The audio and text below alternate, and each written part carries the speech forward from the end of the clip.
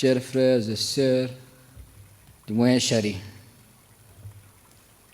Je voudrais, à l'entame de mon allocution, vous adresser mes salutations tant fraternelles que chaleureuses.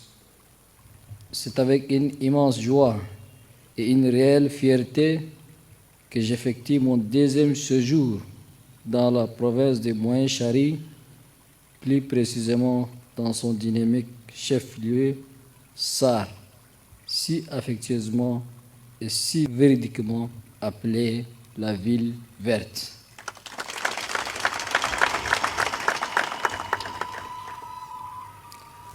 La joie ainsi que la fierté qui m'anime, j'en suis persuadé, sont réciproques au regard de la liesse populaire qui s'est emparée de la ville à mon arrivée.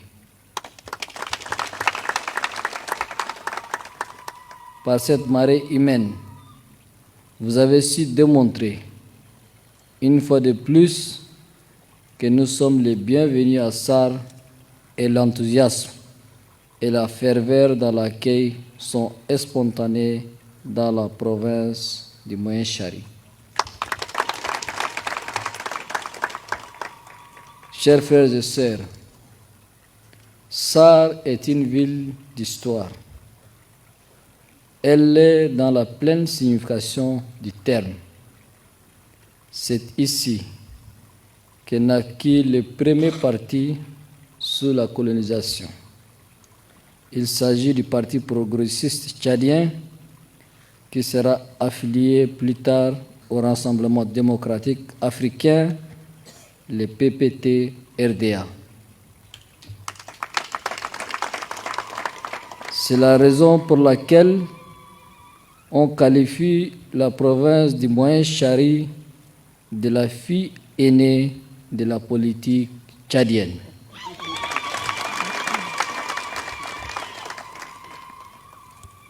Sar est aussi une terre de brassage. Cette ville représente le Tchad dans toute sa diversité. L'évocation des noms des quartiers qui forment la commune de Sar est révélatrice du symbole de l'intégration exemplaire. Nous citons des mémoires le quartier Kassai, Paris-Congo, Paris-Sara, Bornou, Hausa, Bagirmi, Jardin, 15 ans et j'en passe.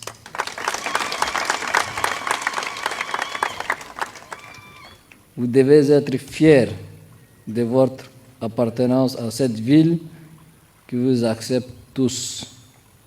C'est un prestige, une richesse, pour tout dire, un don de Dieu.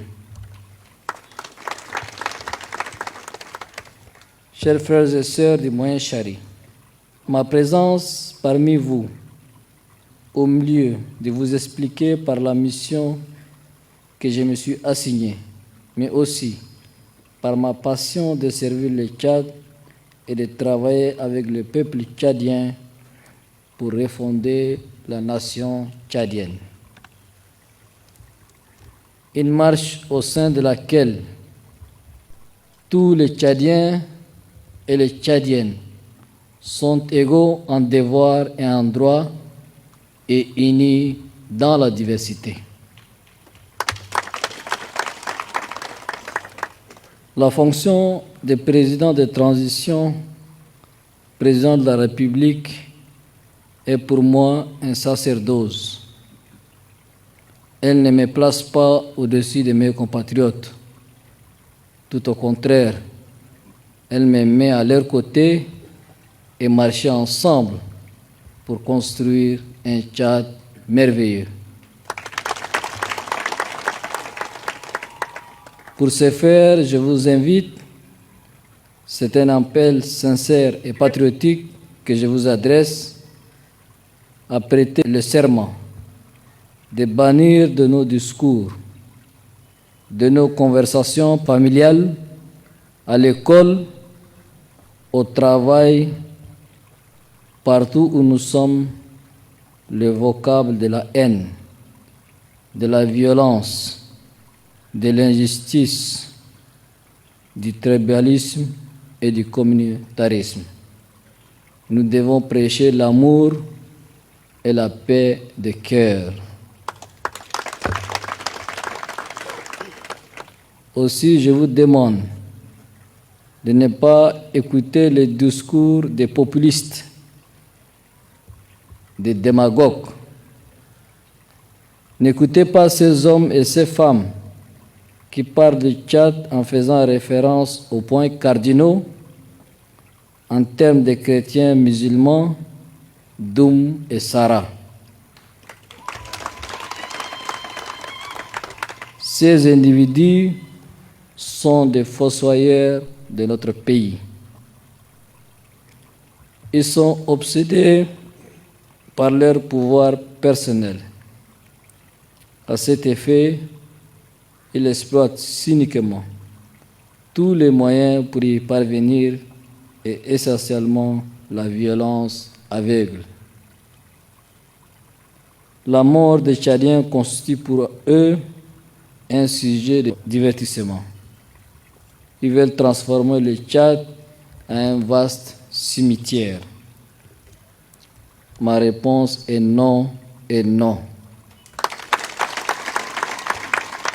Ils me rencontreront sur leur chemin. Je détruirai leurs projets macabres. J'aime le Tchad et les Tchadiens et rien ne me détournera de cette noble mission. Le Tchad a trop souffert. Les Tchadiens et les Tchadiennes ont payé un lourd tribut dans cette politique de division. Le temps est aux actions concrètes de développement. Au moment où le monde parle de la révolution technologique, il existe des hommes et des femmes qui prônent l'obscurantisme.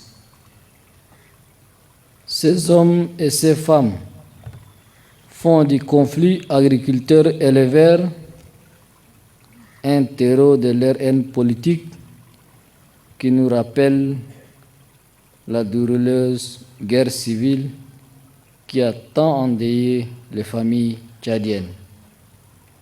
Nous croyons que le moment est venu pour nous d'éradiquer définitivement ces violences d'un autre âge. J'en appelle à la conscience patriotique et au surpassement de nos frères et sœurs. Nous devons consacrer toute notre énergie à la modernisation, au progrès de notre pays tel qu'exprimé dans notre devise Unité, Travail, Progrès. Chers frères et sœurs, unis nous serons forts. Par le travail, nous ferons entrer notre pays dans les rangs des nations puissantes économiquement et nous avancerons vers le progrès. Je sais que les femmes des moyens charis ont compris la vision prophétique. Elles l'ont intégrée dans leur marche vers l'épanouissement. Elles sont les premières à se lever au chant du coq et les dernières à se coucher.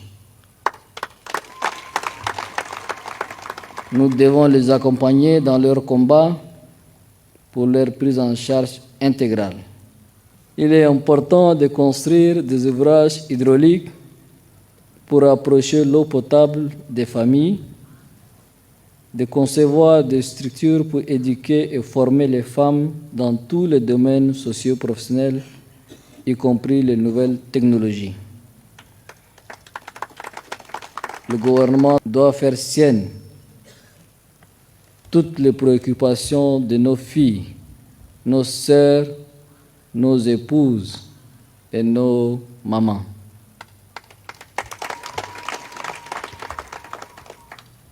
À vous les jeunes, mes semblables, Je vous remercie pour votre mobilisation en me réservant un bel accueil. Je vous comprends parfaitement. Nous devons ensemble vaincre le pessimisme ambiant qui nous habite. Oui, nous devons construire un Tchad nouveau. Nous devons constituer la pierre angulaire de la refondation de la nation tchadienne. C'est un travail de titan, car nous allons rencontrer de nombreux obstacles sur ce chemin de la refondation. La jeunesse est une force. Le Tchad compte sur sa jeunesse pour relever les défis qui se dresseraient à sa refondation. Je suis conscient de votre situation, surtout en matière de l'emploi. Je me bats chaque jour pour cela, mais la solution n'est pas uniquement la fonction publique. Nous devons oser entreprendre. Le Tchad est un pays relativement vierge dans tous les secteurs. Soyons audacieux en saisissant l'arme disponible qui est la liberté d'entreprendre. Nous devons faire preuve de créativité et d'imagination. Nous devons notamment nous investir dans l'agroalimentaire, dans les technologies qui sont des excellents leviers de développement, tout en mettant un accent particulier sur la formation, car sans formation, nous ne pouvons rien faire. Le gouvernement est appelé à soutenir les efforts de la jeunesse tchadienne dans le domaine de l'entrepreneuriat. C'est justement pour booster l'entrepreneuriat que l'électricité thermique qui est actuellement produite sera renforcée par l'énergie solaire à travers une nouvelle centrale d'une capacité de 5 mégas solaires et 10 mégas en batterie. La nouvelle société textile du Tchad sera redynamisée sur de nouvelles bases. Les abattoirs de SAR seront réhabilités. Le parc national de Manda, qui est un écosystème bien particulier, sera revitalisé. Toutes ces actions visent à limiter l'exode rural qui vide nos campagnes de leurs bras valides. Je serai à vos côtés pour vous assister. Tout d'abord en vous garantissant la paix, la quiétude, la sécurité et la protection de vos entreprises et vos projets.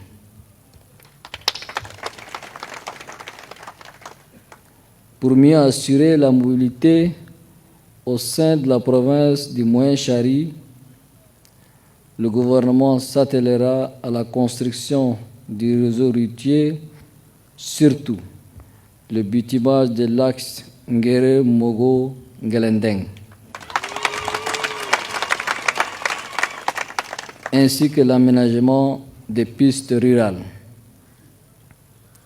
Chers frères et sœurs, agriculteurs et éleveurs,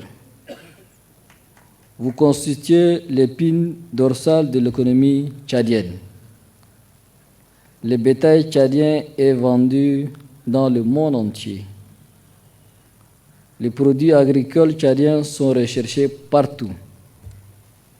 L'arachide, le coton, le sésame, les noix de karité sont des produits bien appréciés par tous les consommateurs.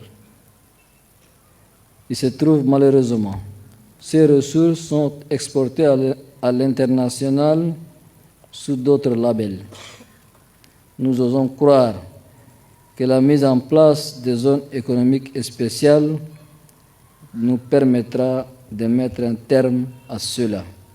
À vous, les autorités traditionnelles et religieuses, je vous demande de cultiver la cohésion sociale et le vivre ensemble. Vous devez être impartiaux. Les mosquées, les églises et les lieux de culte doivent être des sanctuaires de prière pour la paix. Je vous exhorte à être des artisans de la paix de cœur comme vous l'êtes pour le développement. Ne répondez pas aux cris des oiseaux et des mauvais augures de ceux qui veulent votre malheur. En ce qui me concerne, j'instruis l'administration à vous faciliter la tâche. Vous, de votre côté, vous devez respecter et faire respecter l'autorité de l'État et non celle de vos proches et de vos amis. L'homme est créé par Dieu.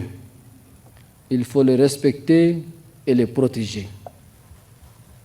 Chaque Tchadien qui meurt sous le coup d'un autre Tchadien est un péché. Nous constituons un seul corps qui est le Tchad. Si vous tuez un Tchadien ou une Tchadienne, c'est comme vous avez coupé un membre d'un même corps.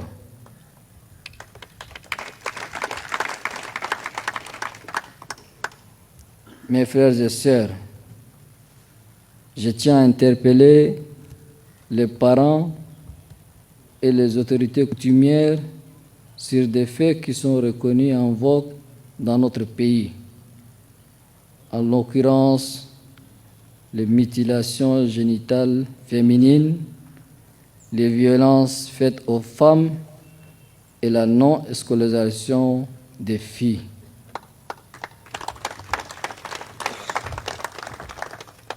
Il est temps que cessent ces pratiques néfastes qui compromettent la santé, le bien-être et l'épanouissement de nos mamans, nos sœurs et nos filles.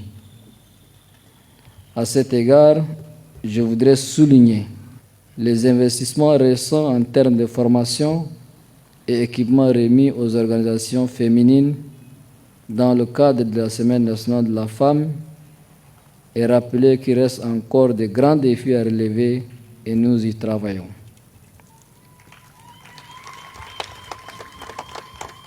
Il n'est pas plus tard que ce matin, la ministre du Genre a inauguré l'unité de prise en charge holistique des survivants. Ce dispositif multisectoriel sera une réponse aux cas de violence dont sont victimes nos mamans et sœurs du Moyen-Chari. Les femmes portent la vie, elles sont nos héroïnes au quotidien, nous devons les protéger. Leur assurer un épanouissement est plus qu'un devoir pour chaque composante de la société.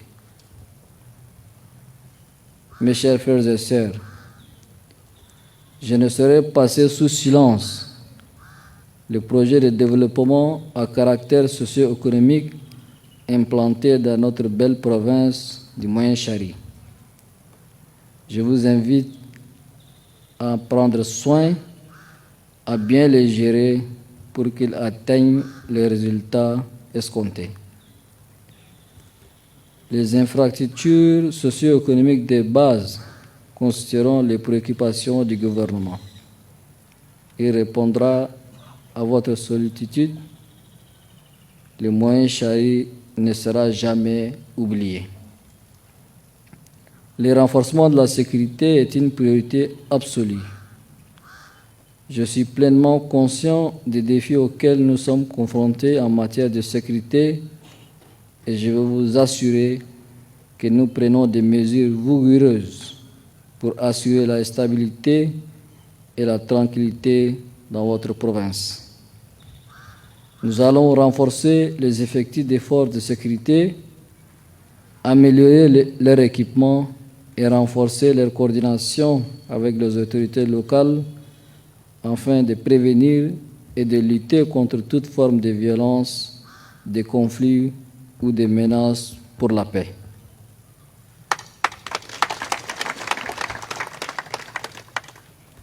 Mais le développement socio-économique et la sécurité ne suffisent pas à eux seuls. Nous avons également besoin d'un engagement ferme en faveur de la cohabitation pacifique entre les différentes communautés du Moyen-Chari. La diversité qui caractérise cette province est une richesse qui doit être préservée et célébrée. Nous devons apprendre à vivre ensemble, à respecter nos différences et à valoriser nos points communs. C'est en cultivant la tolérance, le dialogue et la compréhension mutuelle que nous parviendrons à construire un avenir harmonieux et prospère pour tous. Mes chers compatriotes, nous avons devant nous de grands défis, mais aussi d'immenses opportunités. Je vous assure de mon engagement total à vos côtés afin de créer les conditions propices à votre épanouissement et à votre développement.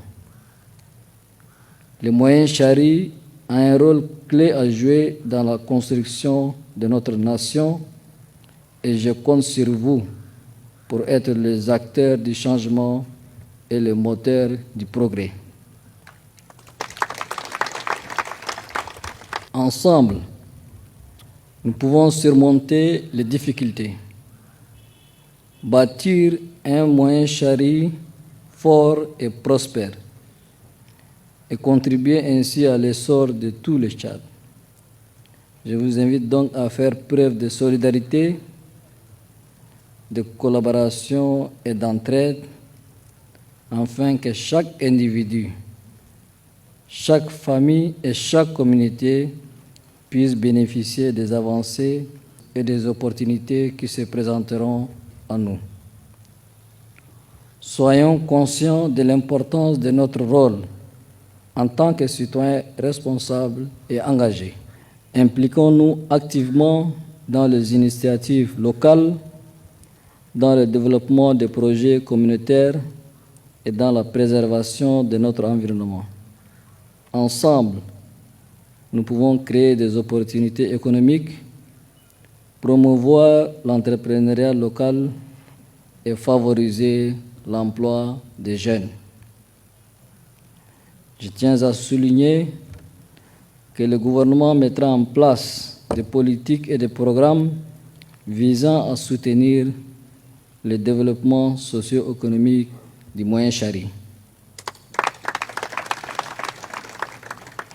Des investissements seront réalisés dans le secteur clé tels que l'agriculture, l'élevage, le tourisme et l'industrie, afin de stimuler la croissance économique et créer des emplois durables. Je tiens à vous dire que nous allons réhabiliter la maison de la culture Angarta Tumbalbaye pour promouvoir la culture et le vivre ensemble. Aussi, l'hôpital provincial de Sar sera rebaptisé Hôpital Dr Outel Bono en hommage et mémoire de ces médecins pionniers natifs de la province. Mes chers frères et sœurs, je voudrais, avant de terminer, saluer le dynamisme de votre jeune gouverneur qui s'est illustré par des actions salvatrices en faveur de la province.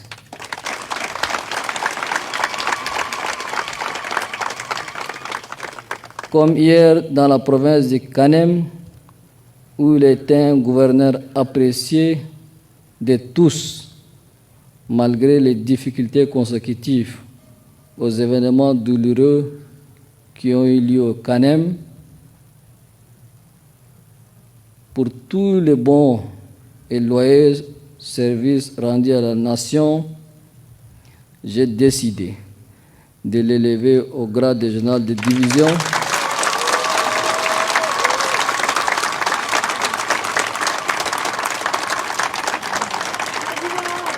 J'ai décidé de l'élever au grade du général de division pour l'encourager à mieux servir la République, ici au Moyen-Chari et partout dans notre pays où il sera amené à servir. Je profite aussi de l'élever comme légion au grade de colonel.